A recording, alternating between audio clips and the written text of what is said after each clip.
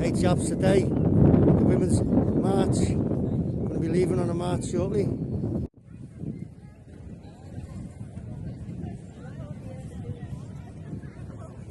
Good little turnout today from Liverpool. As a grandparent, I feel a fear that shouldn't exist. A fear that my granddaughters could grow up in a country where their safety is an afterthought, where their innocence could be stolen by predators while those in authority look the other way. This isn't paranoia. This is the reality of a nation where systematic failures have allowed predators to operate unchecked. Thousands of children were abused in places like Rotherham, Rochdale and Oldham, while police, councils and social workers ignored their cries for help. These aren't isolated incidents. They're symptoms of a broken system. One that has prioritised reputation over justice and convenience over compassion. And yet, when people like me express these concerns, we're dismissed. West Streeting recently warned about the dangers of vilification when discussing grooming gangs, pointing to the Christchurch Mosque massacre as an example of where this could lead. Let me say this loud and clear. No one here is calling for the vilification of entire communities, but we are not allowed to demand justice for our children. Are we to remain silent because the truth might offend someone? The safety of our children should not be sacrificed on the altar of political correctness.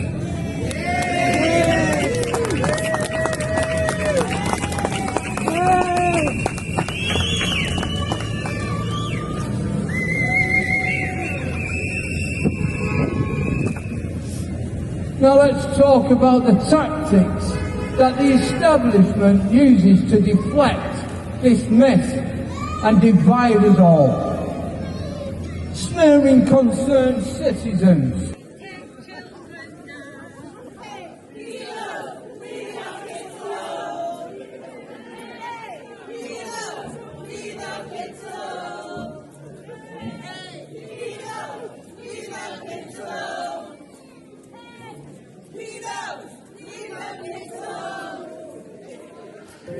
Hey, pedos! Hey, pedos! Hey, pedos! Pedos! Well, we demand accountability. They call us the far right or accuse us of stroking hatred.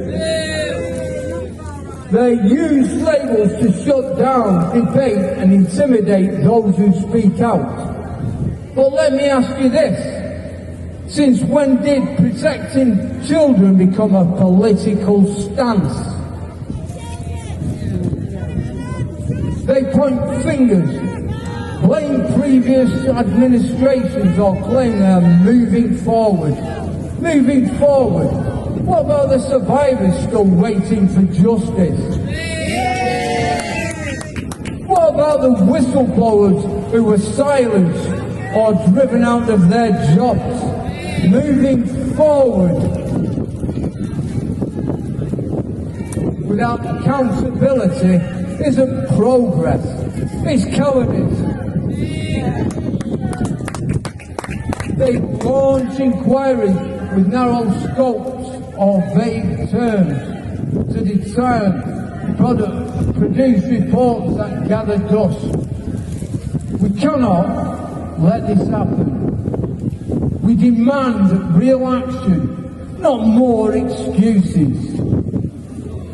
Then they try to pit each of us against each other, focusing on specific perpetrators while ignoring the broader systematic failures. This isn't about one ethnicity, one religion, or one community. This is about children, every child and everywhere. To the survivors who have bravely spoken out despite the odds, you're the reason why we're here today. You were silenced, ignored and dismissed for far too long. But we hear you, and we hear you now, and we believe you, and we will not stop until you have justice. To whistleblowers like Maggie Oliver, thank you for your courage. While others turned a blind eye, you stood up. You're proof that one person's bravery can ignite a movement.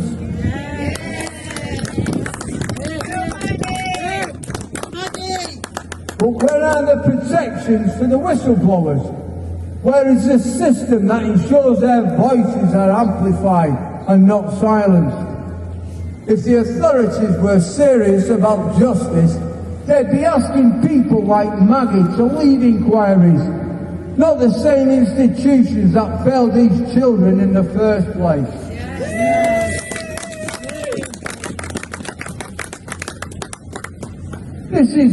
This march is just more about than the anger. It's about the action. Our mission is clear: to demand justice, accountability and protection for every child.